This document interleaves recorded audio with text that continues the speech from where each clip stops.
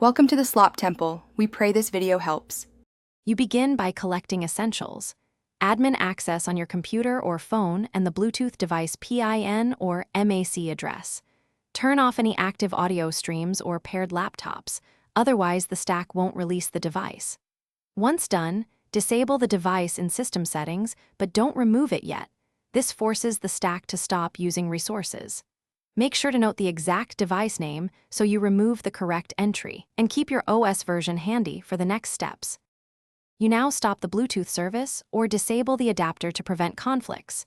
Doing this lets you modify files safely.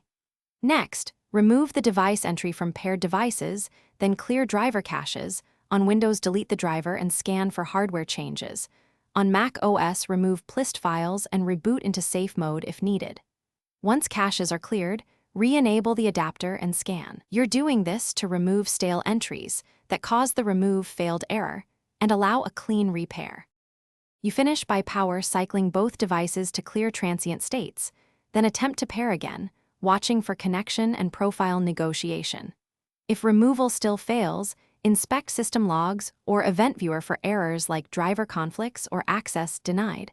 These clues tell you whether to update drivers or remove registry keys. Make sure to try a factory reset on the Bluetooth accessory only as a last resort.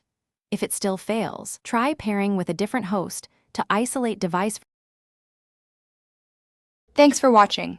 Consider subscribing if we helped you.